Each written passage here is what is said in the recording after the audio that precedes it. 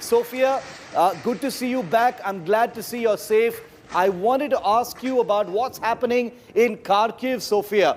These images are scary.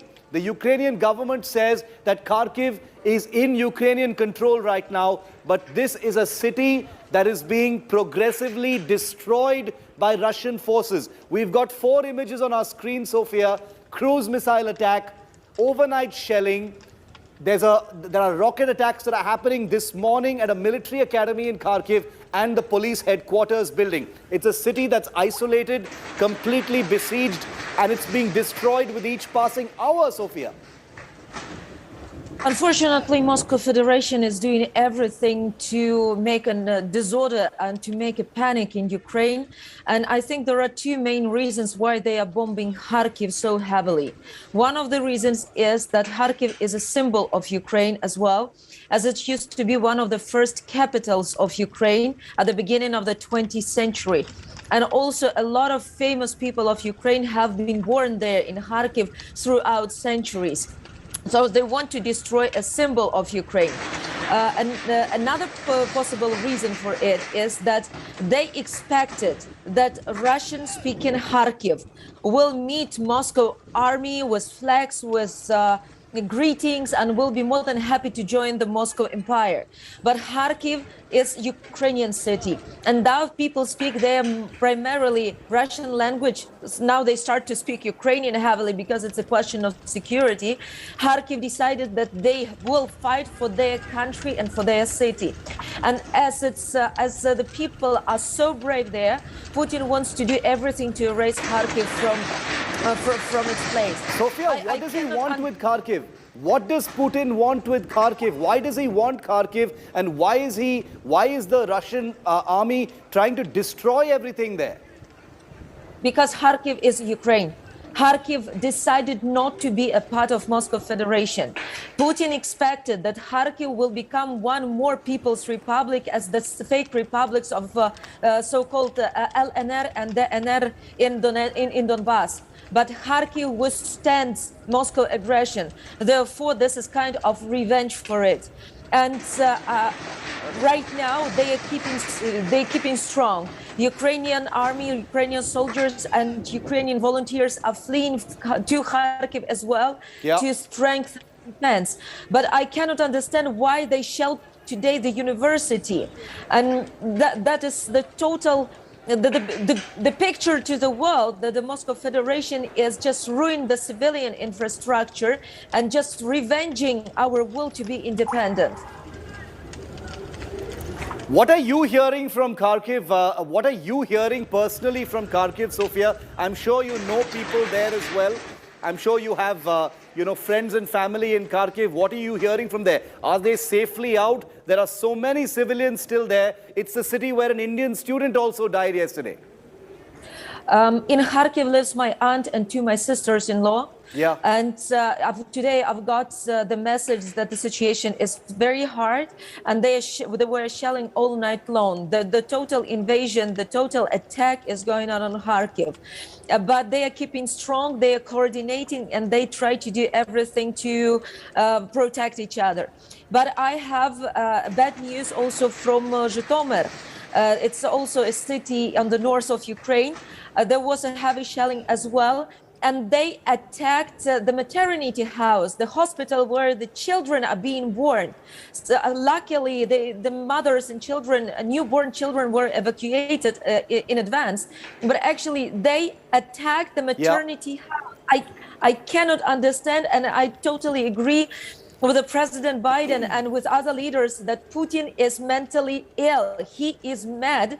And I think the Moscow Federation citizens should start to stop him.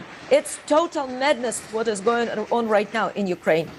You know, you're talking about how Kharkiv has held out against the Russian Federation, refused to join the Moscow Federation, refused to be part of the, about the rebel areas in eastern Ukraine. And that's the reason why all of this, all of this destruction is being wrought on the, on the people of Kharkiv. I want to also ask you, Sophia, is the Ukrainian government able to bring people safely out of Kharkiv? There appear to be thousands of people who are still stuck there. We've spoken to some of them. You have family there as well. How are they going to get out? The safety of these people is hanging by a thread right now. Look at these images.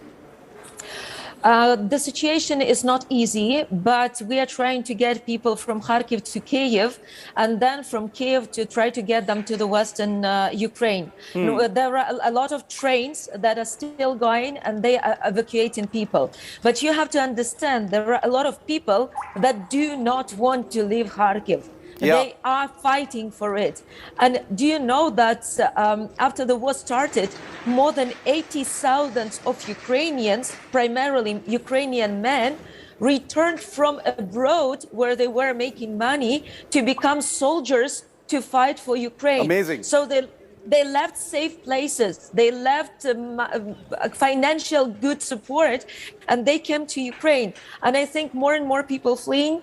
And good news for today morning that some regiments of the foreign volunteers, so people who, the veterans from different countries, are coming to Ukraine to stand shoulder to shoulder with Ukrainian army. There are a lot of people also in Kyiv who do not want to leave, though there are street battles right now. And the small cities around Kyiv are being shelled by Moscow army. But also we have good news that was destroyed today a column of approximately 100 tanks. They were destroyed by the Ukrainian army. Some good news is also that Ukrainian soldiers took over the special techniques and this multiple rocket launchers that belonged to Moscow army, and now they are used. They might be used by Ukrainian army to stop the occupants, and the anti-aircraft air system is starting to work in more actively. So I think that Ukrainians have to hold on, and we'll make it definitely. And also, Sophia, you've got a lot of countries neighboring you who are sending their fighter jets for your pilots, your country's pilots to use. You've also got the United States that's sending $350 million worth of, military hardware for the Ukrainian army to use. How soon is all of this going to happen? Because the general sense, you're calling Putin a madman, but for him, he is in a corner right now. He needs to show some results because he's also under pressure. And there is a view that in the next 24 hours, he needs to do something dramatic to show the world, or else it'll look like he has failed to dominate Ukraine. I'll start from the last point. I think he already failed, and Moscow Federation already failed, because I think for the next many generations, Moscow Federation will be a terrorist country no one will want to have a contact with. Second point is that unfortunately the help is not coming as quickly as we would like, because of the transportation issues, because of possibility to get to the very necessary places in time because of Moscow shelling. But the world is united around Ukraine, and that is, I think, the best prerequisite that everything will be going good.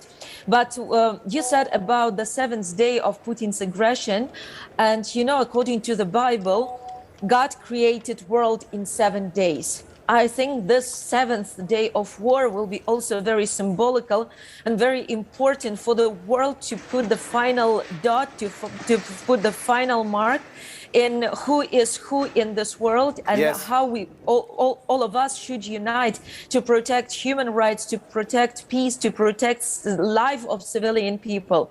And this is, once again, I would like to emphasize, this is not only a fight for Ukraine.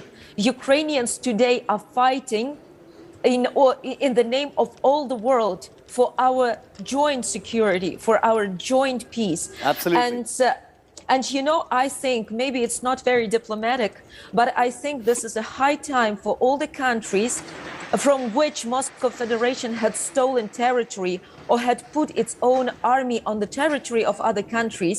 These countries also should start a process of returning their territories occupied by Moscow army. This means Georgia. This means Moldova and Transnistria. This means Finland and Karelia. This means Germany and Kaliningrad. That means Japan and and northern islands occupied by Moscow Federation.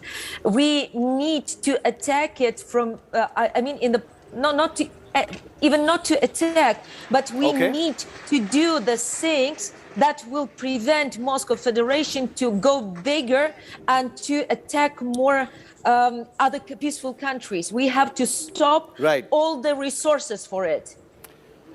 Sophia, one final question before I let you go. It's a personal question. You know, you had told us yesterday about how you had, seen your husband off. He's gone off. He's in the military. He's gone off to fight this battle for your country. Just wanted to ask you, how is he doing? I hope everything's okay.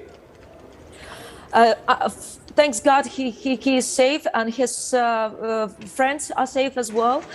He sends me a long list, what is necessary, what's needed over there, where they are. There is heavy attack as well from Moscow Federation Army from the sea, but they are keeping safe, and they are trying to help people who are in the siege in the South Ukraine cities. And they are looking forward to take over some equipment and machinery of the Moscow Army, as they've got information that many regiments of Moscow Army just simply left because they understood that something is going wrong in Ukraine. Do you know that Moscow Federation says to its soldiers that it is peacekeeping operation against Nazi Ukrainians? Yeah. But when Moscow soldiers are coming to Ukraine, they need common people that are coming barefoot without any weapon to stop tanks, to stop machinery. And they have this cognitive dissonance. They do not understand. They wanted to see Ukrainian fascists, but they see peaceful people who are stopping by their own bodies Moscow tanks. And I think it's very important, this informational resistance, and to spread the information all over the world, and also to the territory of Moscow Federation, what is really going in Ukraine. Because I understand that many citizens of Putin's country do not understand that Putin sent their sons and husbands just to the crazy war to kill civilian people. Sophia, wish you well. Thank you very much for being with me. Stay safe. Our regards to your family as well. This is an operation that is continuing to intensify very, very rapidly.